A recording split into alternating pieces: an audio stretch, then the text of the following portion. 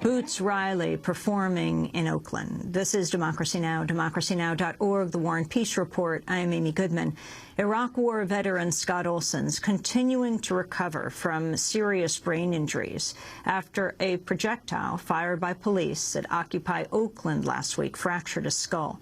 Spurred by the attack of one of their own, military veterans are mobilizing to increase their presence and profile in the Occupy movement at large. Today, members of New York City chapter of Iraq Veterans Against the War are convening in Wall Street to march in their military fatigues from Vietnam Veterans Plaza to Liberty Square, the heart of the Occupy Wall Street movement. They'll hold a press conference urging more veterans to join the movement and raise their concerns, from multiple tours of duty to post-traumatic stress disorder to the hardships of pulling their lives back together when returning to civilian life. Well, Democracy Now! Has spoken to a number of veterans since the Occupy movement began. At Occupy Louisville, we spoke to Gulf War vet Brian Smith and Iraq War veteran Gary James. Then at Occupy San Francisco, we spoke with Iraq War veteran Aaron Hind, a close friend of Scott Olson. Let's turn to some of their voices. My name is Brian Smith. I'm from Louisville, Kentucky, and I'm here because this is our moment to stand up and to voice the grievances, to voice what we've all been thinking of for a long time. The system does not work for us. The system works against us. The politicians that we've elected are not looking out for our best interests, and we're here to tell them that we're no longer going to put up with that. We're here to put fear in them. They're running scared right now. They're trying to divide us. They're trying to denigrate the movement. We're not going to allow that to happen. We're going to stand together. We're going to stand united, and we're going to show them what it looks like when millions of people take the streets demanding their rights. I'm a veteran, and I'm pretty disgusted that just recently it came out that the largest banks around the country were taking advantage of a VA home loan refinancing system as a government program designed to help veterans refinance their home loans. And all of a sudden, all these banks got together and decided we're going to find a way to charge hidden fees. We're not allowed to charge attorney fees under this program, so we're going to find a way to charge hidden fees in order to recoup those losses that we would otherwise not get on the free market. So apparently they all came up with the same idea at the same time, and my idea, that's collusion. I'm talking about Bank of America, I'm talking about Citibank, I'm talking about PNC, which is right behind us. They were all part of this collusion to basically violate the contract that the government has with veterans to take care of them. Well, my name is Gary James Johnson. I'm here because it's, I've been viewing this for a while now. I've sat there and seen things that are not right. The government policies. I am ex-military, and I can barely even get a job right now. I have to. Where did you serve? I served in Iraq for about 1.5 years.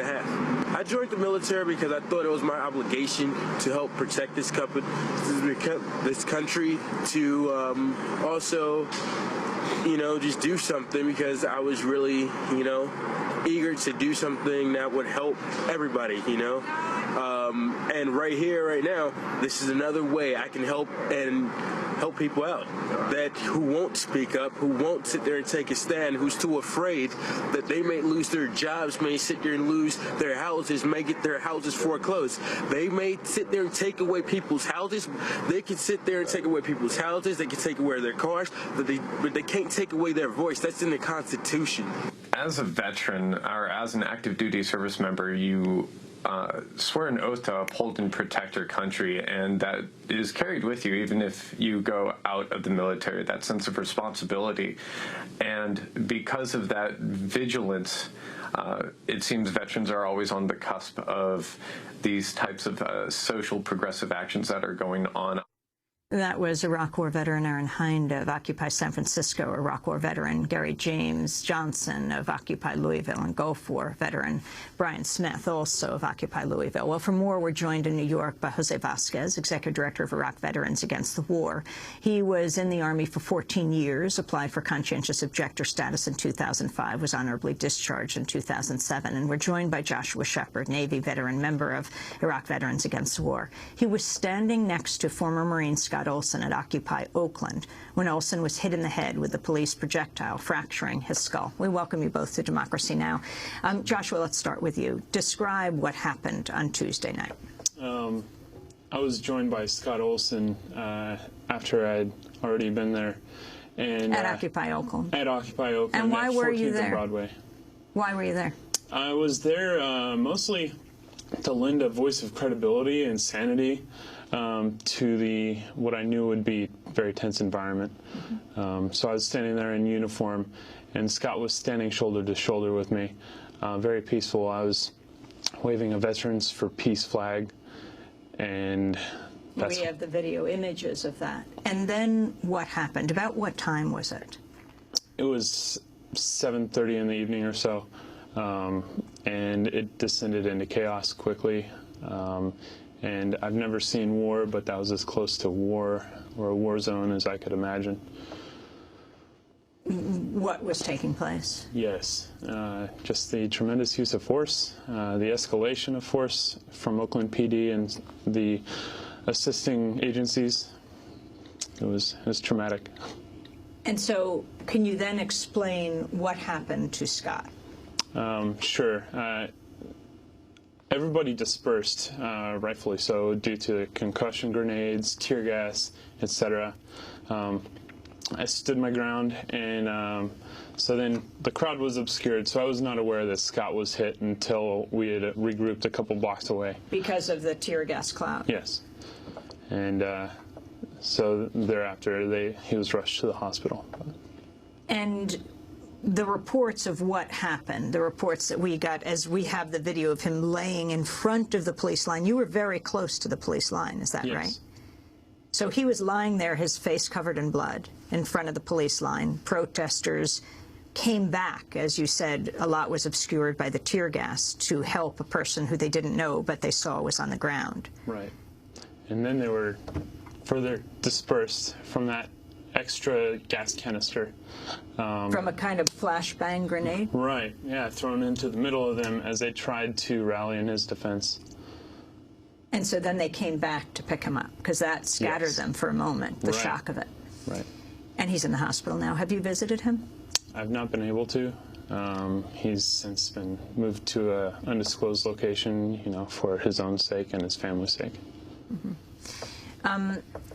Jose Vasquez, as I travel the country, I meet veterans at every encampment I visit.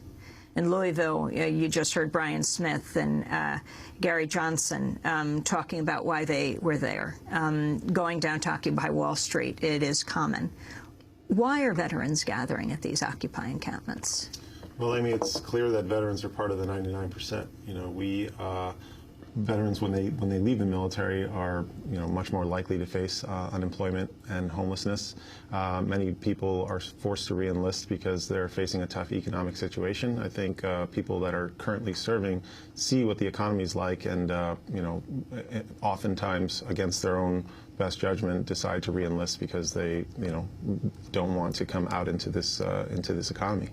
Movement. I want to get final comments from our guests in the studio here in New York, both veterans. Jose Vasquez, Executive Director of Iraq Veterans Against the War. And Jose, talk about the march today in New York of vets, of soldiers. Well, the Scott Olson incident in Oakland has really galvanized the veterans community across the country. There are veterans speaking out online, showing up at their local occupies. And what we're trying to do today is put a real presence of veterans at Occupy Wall Street and across the country. We're calling on all veterans and active duty military personnel to show up at their local Occupy and let someone know that you're a veteran, let them know how you feel about the movement, and we want to basically put the voice of veterans out there in the public. We also want to start organizing veterans committees at all of the different Occupy events, and we want to ensure that people fully understand that veterans support this movement. I want to pick up on something that Clarence Thomas said a minute ago, and that the 1% uses the police and the military to sort of maintain what they have, and I'm here to let you know that the military and the veterans are getting angry about how the people are being treated. In fact, a lot of police are vets. Absolutely, yeah. There's Have you been tons of speaking veterans. with police at Occupy Wall Street? I have, and I actually know someone who works in one of the counterterrorism units, and he's supportive of Iraq Veterans Against the War, and understands that people have the right to free speech, the right to assembly, and we also know that many veterans are going into the police force because of the economic situation. That's one of the few jobs that that military personnel can get easily after leaving the military. But we are here, and just want to let folks know that it's not all veterans support what's happening.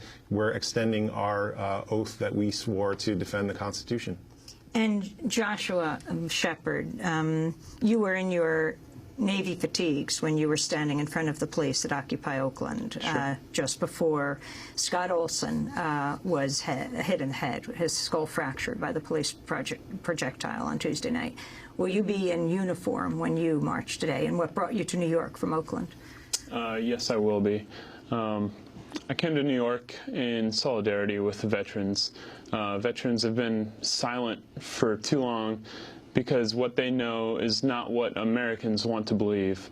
And veterans are finding their voice now and realizing they are just as much a part of the 99% as the rest of the movement. And they have a special credibility with their service, so they're speaking up and joining the rank and file in the 99%. I want to thank you both for being with us. Jose Vasquez, Iraq Veterans Against the War, as well as Joshua Shepard, a Navy veteran. This is Democracy